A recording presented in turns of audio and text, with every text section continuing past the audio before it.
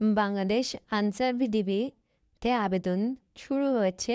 আপনারা যারা ভাবছেন আনসার ভিডিপিতে আবেদন করবেন, তো আজকে আপনাদেরকে দেখাবো কিভাবে আপনারা আবেদনটি সঠিকভাবে করবেন।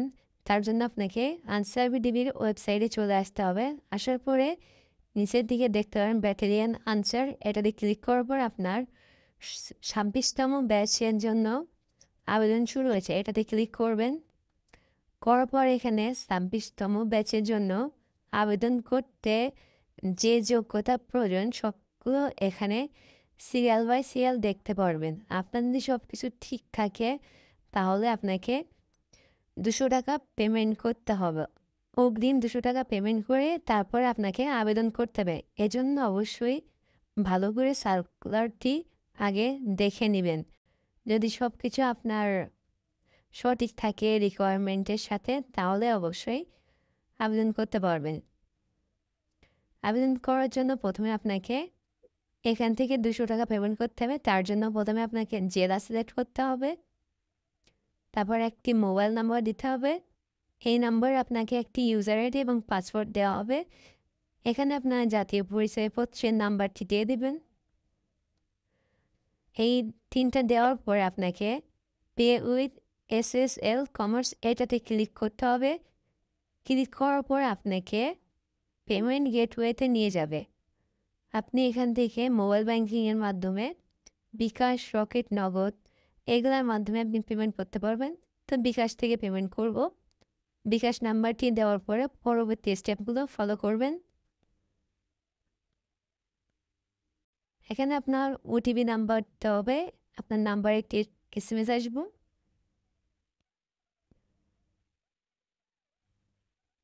ওটিপি নাম্বার দেওয়া হয়ে গেলে আপনার বিকাশের পিন নাম্বারটি দিবেন।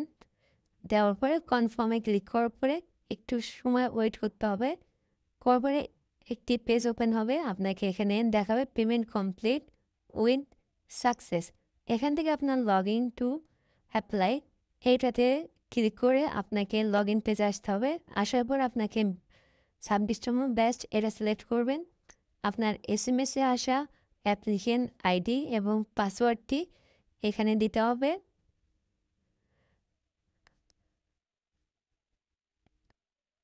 দেওয়ার পরে নিচে ক্যাপচা আছে একটা, এটা ক্যাপচাটি পূরণ করবেন, তারপরে লগ ইন করতে হবে।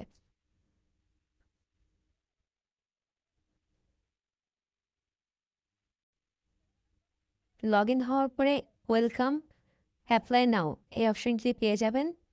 এখান থেকে অ্যাপ্লাই নাওতে ক্লিক করতে হবে।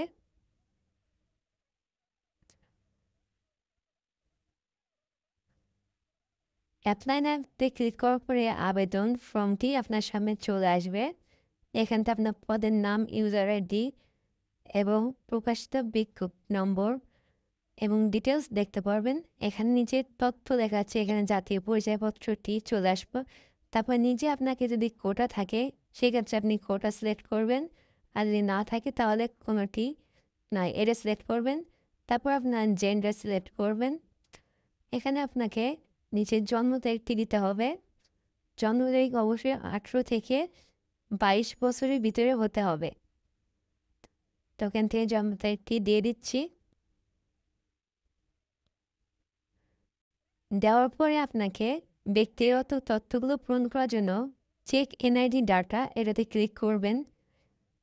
এটাতে ক্লিক করার পর নিচে দেখতে পাবেন অটোমেটিক আপনার এনআইডি অনুসারে পিতামাতার নাম, নিজের নাম এগুলো চলে আসবে। এখানে আপনার এগুলো চেঞ্জ করার কোনো প্রয়োজন নাই। নিচে আপনাকে বৈবাহিক অবস্থা দিতে হবে, তারপরে ধর্ম, তারপরে আপনার জাতীয়তা, আপনার দৃষ্টিশক্তি 6/6 অবশ্যই এটা দিবেন। যোগ্যতা এখান থেকে আপনার উচ্চতাটি সিলেক্ট করবেন। পাসপোর্ট থেকে স্ক্রল করে সিলেক্ট করে দিবেন। তারপর আপনার বুকের মাপ অবশ্যই 32/34 সর্বনিম্ন। এটার কম হলে আপনি আবেদন করতে পারবেন না, আপনার গ্রহণযোগ্য হবে না। এখানে আপনার লেখা আছে, আপনারা দেখে নেবেন। ওজন অবশ্যই 49 কেজির বেশি হতে হবে বা 49 কেজির কম হলে হবে না। এখান থেকে আপনার স্থায়ী ঠিকানা এবং বর্তমান ঠিকানা দুইটা দিতে হবে, অবশ্যই বাংলা। আপনার স্থায়ী ঠিকানা আইডি কার্ড অনুযায়ী চলে আসছে, দেখতে পাচ্ছেন। যেহেতু আমার একই, সেই ক্ষেত্রে আমি এখান থেকে কপি পেস্ট করে দিয়ে দিচ্ছি। তো আপনাদের যদি ঠিকানা একই হয় তাহলে এভাবে দিবেন, আর যদি আপনার ভিন্ন হয় তাহলে ভিন্নটাই, যেটা আপনার সঠিক সেটা দিবেন। আপনার বর্তমান ঠিকানা দেওয়া হয়ে গেছে। এবার আপনার শিক্ষাগত যোগ্যতা দিতে হবে। এখান থেকে আপনার পরীক্ষার নাম,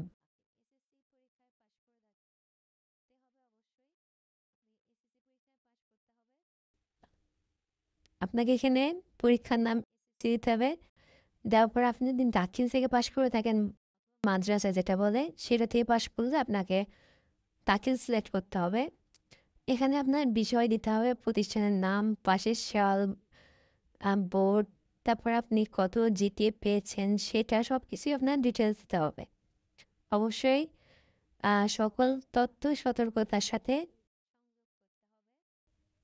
যদি আপনি ভুল তথ্য দিয়ে সাবমিট করেন তাহলে পরিবর্তন করার কোনো সুযোগ নেই। উপরে হেডিংয়ে আপনার লেখা আছে, অবশ্যই এটা মনোযোগ দিয়ে দেখবেন।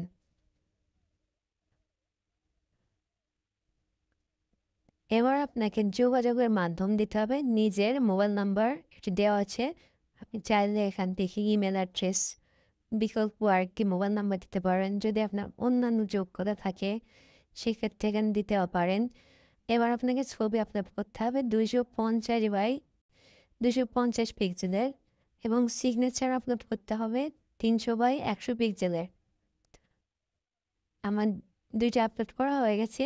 তারপর নিচের শর্তাবলী আছে, এই বক্সটিতে আপনারা টিক দিয়ে দিবেন। দেওয়ার পর নিচের দিকে একটি নাম্বার আছে ক্যাপচা, এটা আপনাকে বক্সে পূরণ করতে হবে।